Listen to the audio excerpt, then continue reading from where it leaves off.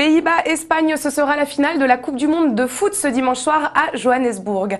Alors Martin Couturier, vous aviez rêvé la dernière fois d'une finale Argentine-Brésil. Finalement, c'est l'Europe qui a pris le pouvoir. C'est l'Europe, mais je suis moi ravi pour l'Espagne. Les Pays-Bas aussi un petit peu. D'abord, on aura pour la première fois un nouveau pays qui va remporter la Coupe du Monde. Ça, c'est quand même une bonne nouvelle. C'est toujours sympa de voir des pays s'imposer. L'Espagne en rêve depuis très très longtemps, effectivement. Et moi, je suis vraiment ravi pour l'Espagne, et notamment pour Iniesta, qui est un joueur que j'adore. J'ai qu'une envie, c'est que ce gars-là ait le ballon d'or. J'adore sa fluidité, sa légèreté, la manière dont il déstabilise ses adversaires, dont il crée des espaces, dont il donne le ballon. C'est un joueur fabuleux. Arnaud Coudry, alors l'Espagne est championne d'Europe en titre. Pour vous, est-ce qu'elle est également favorite pour le titre de championne du monde? Oui, je pense qu'elle sera favorite. Elle a quand même pas mal changé dans son jeu. Elle est beaucoup moins flamboyante, on pourrait dire, qu'il y a 2 ans. Elle a beaucoup gagné en réalisme. Elle a gagné ses 3 derniers matchs 1-0 seulement. On n'est pas dans des grandes démonstrations. Mais je pense que oui, elle fera vraiment figure de favorite. Indéniablement. Attention quand même tout de même aux Pays-Bas qui sont invaincus depuis le début de la compétition, ce qui est quand même rare. Oui, effectivement, l'Espagne a perdu 1-0 au premier tour. Hein. Contre la Suisse, premier match, donc bon, il faut peut-être se méfier quand même. Grosse force mentale des Pays-Bas, qui sont revenus quand même au score contre le Brésil, alors qu'on pensait la faire plier, et ils ont su revenir. Leur défense laisse pas mal à désirer. Ça va être je pense, le gros point important de la finale, quoi, face à la Furie. Alors là, il y a domination de l'Europe, l'Amérique du Sud un petit peu en retrait, mais à part l'Uruguay qui est quand même arrivé en demi-finale. Plus globalement, qu'est-ce que vous avez pensé du niveau de jeu de cette Coupe du Monde? Alors les spécialistes ont l'air de dire que c'était une mauvaise Coupe du Monde techniquement. C'est sûrement vrai, effectivement on n'a pas appris énormément de choses au niveau technique.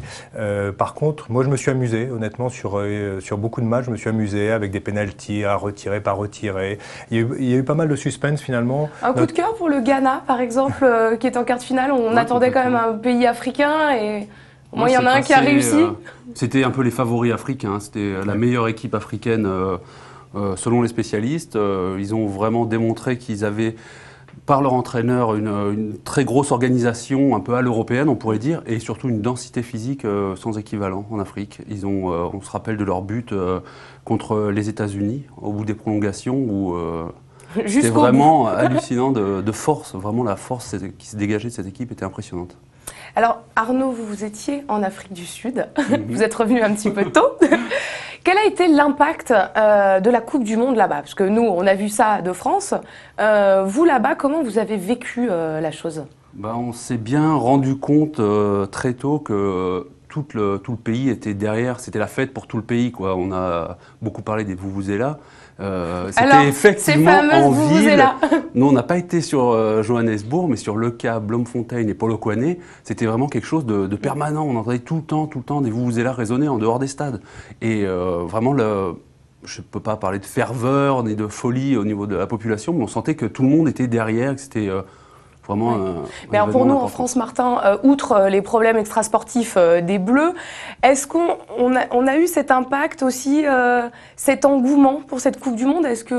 Comment vous l'avez vécu? Les audiences sont assez bonnes, hein, les chaînes de télé sont contentes du retour. C'est sûr que le climat des Bleus a plombé quand même globalement le mondial en France. Difficile de s'enthousiasmer. Mais je pense que les gens, c'est toujours pareil, une fois qu'on est débarrassé de son équipe nationale, on a plaisir à regarder les autres équipes, à prendre plaisir en regardant les matchs sans avoir de favoris ou en ayant une petite préférence. Et du coup, je pense que vraiment, c'est une Coupe du Monde quand même qui a plu.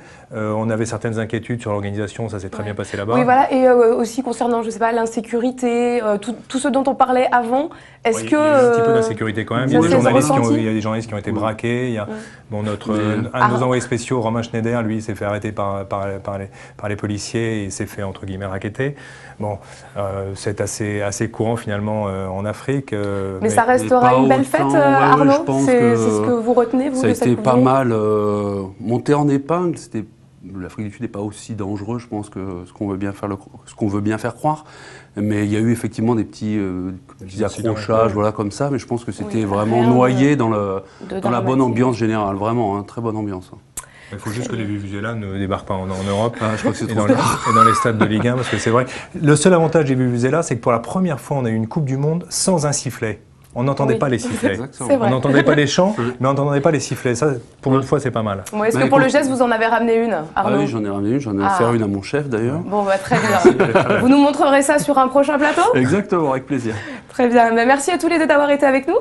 Merci Sandy. Je vous rappelle donc que le match Pays-Bas-Espagne sera à suivre dimanche à partir de 20h30 sur sport24.com. Bonne journée à tous.